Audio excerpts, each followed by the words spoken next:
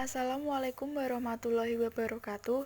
Kami dari kelompok 5 akan mempresentasikan bab 18, pasar untuk faktor produksi. Kami dari kelompok 5 yang beranggotakan yang pertama Adilah NPM 202301001, yang kedua Mita Nur Zahra NPM 202301014, yang ketiga ada Oktalina Sulistianingrum NPM 202301019, yang keempat ada Danu Damara NPM 202301030, yang kelima ada Hani Listina NPM 202301034. 4 faktor produksi. Yang pertama ada tenaga kerja, yang kedua ada modal, yang ketiga ada tanah, dan yang keempat ada kewirausahaan. Pasar untuk layanan tenaga kerja. Pelayanan tenaga kerja adalah usaha kerja fisik dan mental yang orang pasok untuk menghasilkan barang dan jasa. Beberapa layanan tenaga kerja diperdagangkan dari hari ke hari, dan layanan ini disebut tenaga kerja lepas.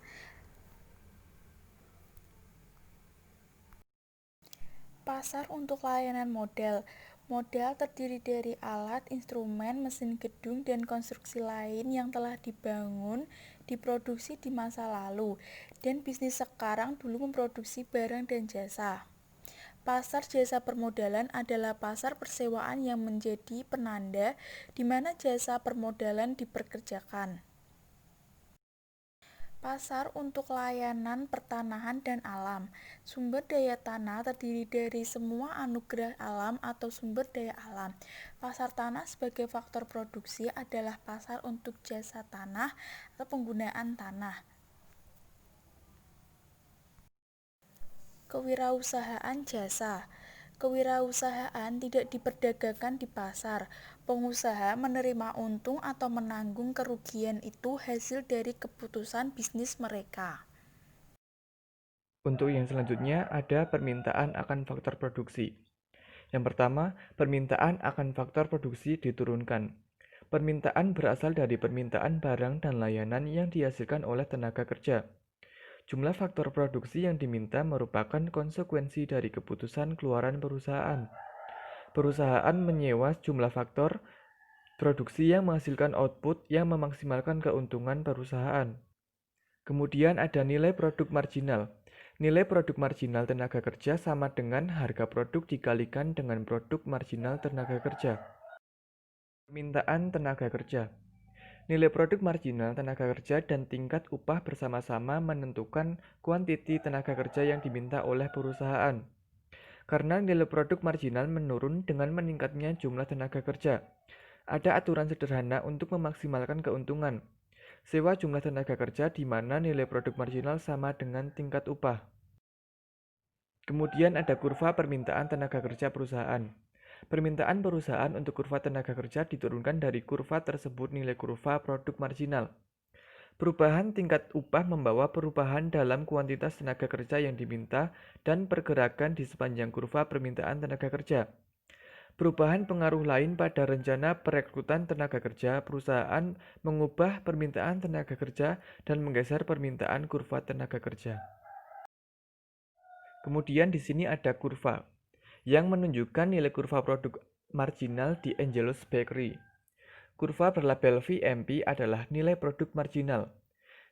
Angelo melengkung. Jika tingkat upah turun dan hal-hal lain tetap ada sama, perusahaan mempekerjakan lebih banyak pekerja. Kemudian ada kurva permintaan tenaga kerja yang menunjukkan permintaan Angelus akan tenaga kerja, kurva D. Pada $10 per jam, jumlah tenaga kerja yang diminta Angelus adalah 3 orang pekerja. Jika tingkat upah meningkat menjadi $12 per jam, Angelo akan menurunkan kuantitas tenaga kerja yang diminta untuk 2 pekerja. Jika upah tarif menurun menjadi $8 per jam, Angelo akan meningkatkan jumlah tenaga kerja yang diminta untuk 4 pekerja. Perubahan tingkat upah membawa perubahan pada kuantitas tenaga kerja yang diminta dan pergerakan seiring permintaan kurva tenaga kerja. Perubahan dalam pengaruh lain pada rencana mempekerjakan tenaga kerja, mengubah permintaan tenaga kerja, dan shift permintaan kurva tenaga kerja. Selanjutnya ada harga output perusahaan. Semakin tinggi harganya dari output pertama, semakin besar permintaan perusahaan tenaga kerja. Harga output mempengaruhi permintaan tenaga kerja melalui pengaruhnya terhadap nilai marginal produk tenaga kerja. Harga faktor produksi lainnya. Jika harga penggunaan modal menurun relatif terhadap tingkat upah, perusahaan mengganti modal untuk tenaga kerja dan meningkatkan jumlah modal yang digunakannya. Teknologi. Teknologi baru mengurangi permintaan untuk beberapa jenis tenaga kerja dan meningkatkan permintaan tipe yang lain. Perusahaan hukum permintaan atau pergerakan sepanjang kurva permintaan tenaga kerja. Kuantitas tenaga kerja yang diminta oleh perusahaan akan menurun apabila tingkat upah meningkat dan akan meningkat apabila tingkat upah menurun. Perubahan permintaan atau pergeseran dalam kurva permintaan tenaga kerja. Permintaan perusahaan akan tenaga kerja akan menurun apabila yang pertama, harga output perusahaan menurun. Yang kedua, harga pengganti tenaga kerja turun. Yang ketiga, harga pelengkap tenaga kerja naik.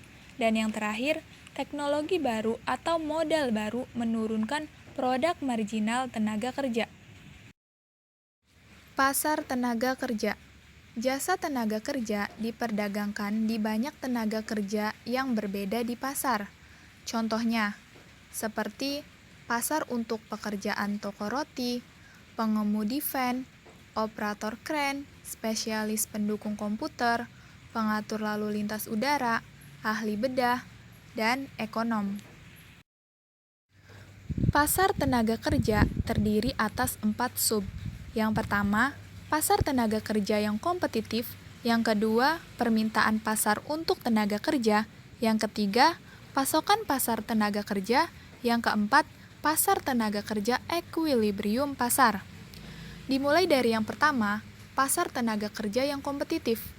Pasar tenaga kerja yang kompetitif adalah pasar di mana banyak orang perusahaan menuntut tenaga kerja dan banyak pasokan tenaga kerja. Yang kedua, permintaan pasar untuk tenaga kerja. Permintaan pasar akan tenaga kerja berasal dari permintaan tenaga kerja oleh masing-masing perusahaan. Selanjutnya ada pasokan pasar tenaga kerja.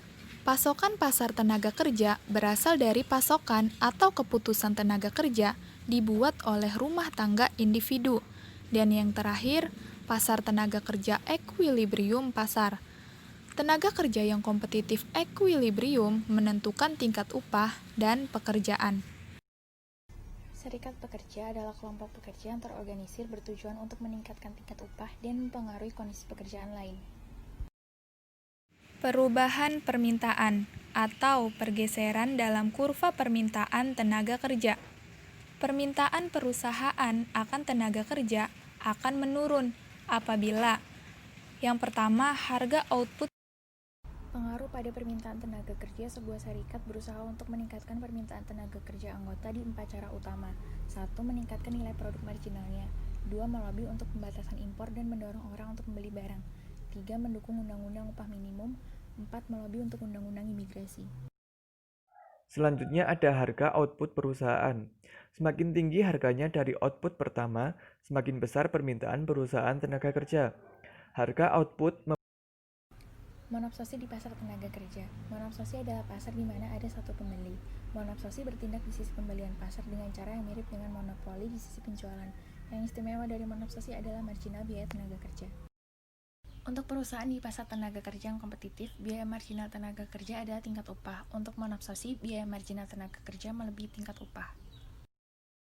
Untuk menemukan kuantitas tenaga kerja yang memaksimalkan keuntungan sewa, monopsoni menetapkan biaya marginal atau tenaga kerja sama dengan nilai produk marginal tenaga kerja. Persatuan dan monopsoni atau sebuah serikat dan monopsoni. Persatuan mirip seperti halnya dengan monopoli. Jika serikat pekerja yaitu penjual monopoli menghadapi pembeli monopsoni. Situasinya disebut monopoli bilateral. Dalam monopoli bilateral, hasilnya ditentukan dengan tawar-menawar, yang tergantung pada biaya yang setiap pihak dibebankan kepada pihak lainnya. Monopsoni di pasar tenaga kerja memiliki nilai kurva produk marginal, PMP, dan menghadapi kurva penawaran tenaga kerja. Monopsoni dan upah minimum. Dalam pasar tenaga kerja yang kompetitif atau berbentuk persaingan sempurna, upah minimum yang melebihi upah keseimbangan dapat menurunkan lapangan kerja. Sedangkan dalam pasar tenaga kerja monopsoni, upah minimum dapat menaikkan tingkat upah dan lapangan kerja. Pada pasar modal dan sumber daya alam, terdapat 3 kelompok pasar untuk faktor-faktor produksi, yaitu 1. Pasar penyewaan modal.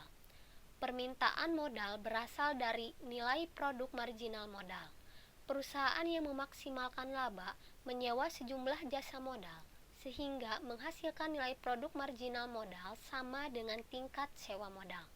Sehingga semakin rendah tingkat sewa modal, hal-hal lain tetap sama, semakin besar jumlah modal yang diminta.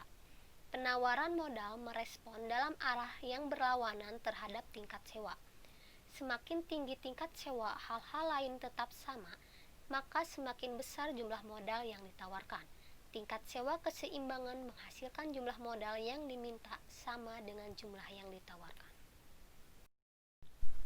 2. Pasar persewaan tanah. Permintaan tanah didasarkan pada faktor yang sama dengan permintaan tenaga kerja dan permintaan modal, nilai produk marginal tanah.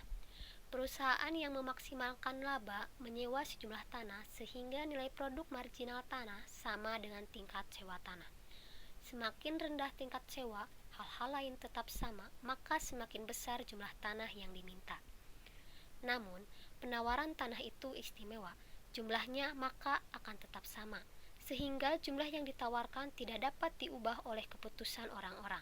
Penawaran tiap blok adalah inelastis sempurna atau sangat tidak elastis. Tingkat sewa keseimbangan menghasilkan jumlah tanah yang diminta sama dengan jumlah yang tersedia. Untuk menemukan kuantitas tenaga kerja yang memaksimalkan keuntungan sewa, monopsoni menetapkan biaya marginal atau tenaga kerja sama dengan nilai produk marginal tenaga kerja.